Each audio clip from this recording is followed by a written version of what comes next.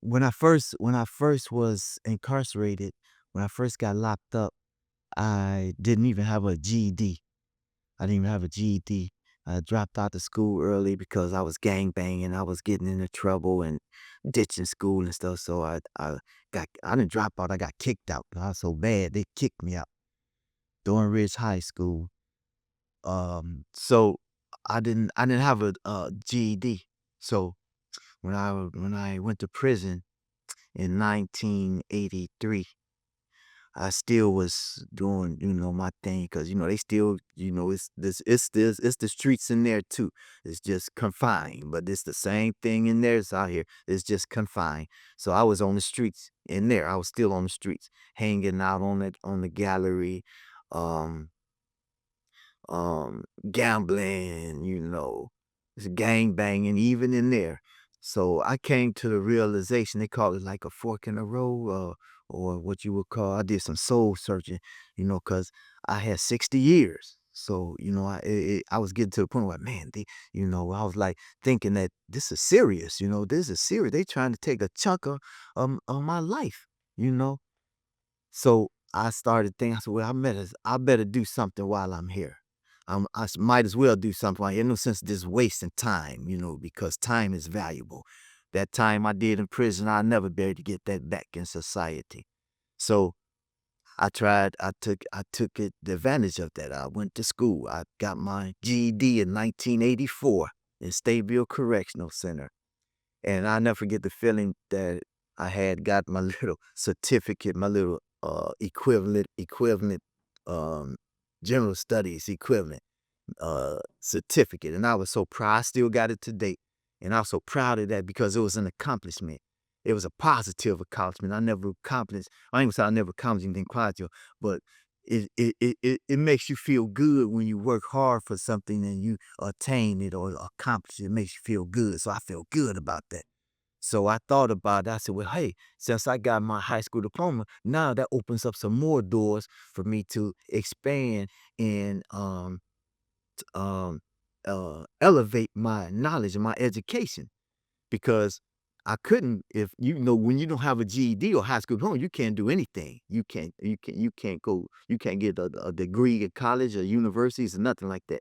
So that opened the door for me to pursue my associate arts. So I went to school for my associate arts. And that was in 1989. I accomplished that in Pontiac Correctional Center. So that was another aggrandizement for me. And that was inspiration because they had the caps and gowns and they let us parade around across the stage and your families can come visit you. So I was very proud. My parents came to see me walk across the stage and they was crying and stuff because they didn't know that I could do it. They didn't think I was gonna do it, and I did it in prison. So that made me feel really good. I said, yeah. So that opened up the door for me to pursue my bachelor's degree. So I said, well, hey, I've been got my associate. Let me pursue my bachelor's. And it was free at the time. It was free education in the institutions. So I pursued and I got halfway towards my bachelor's. And I think I mentioned before that it was a public cry about the students who were trying to pursue their education, but they had to pay and get government student loans and stuff like that, right? And grants and pay back. But then they started seeing that inmates or prisoners was getting the same education for free. And it was a public cry.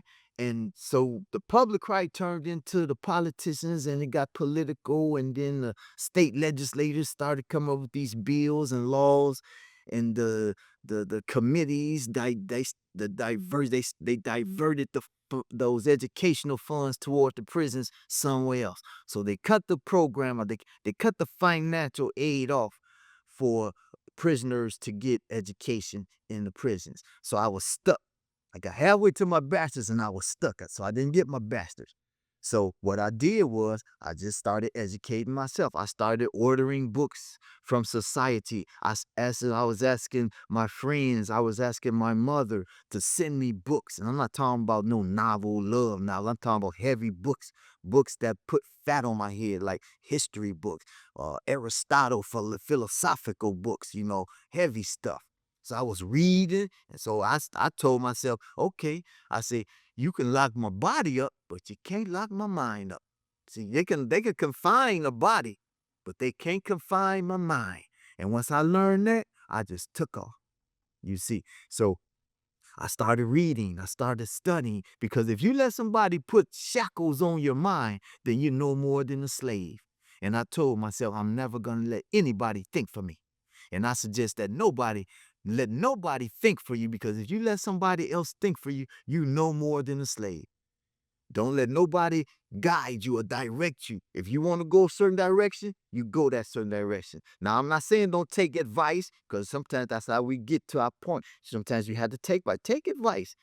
Take admonishments, take suggestions, consider other people's advice, consider other people's thoughts. And if you can use them, use them. But if you don't need them, cast them to the side.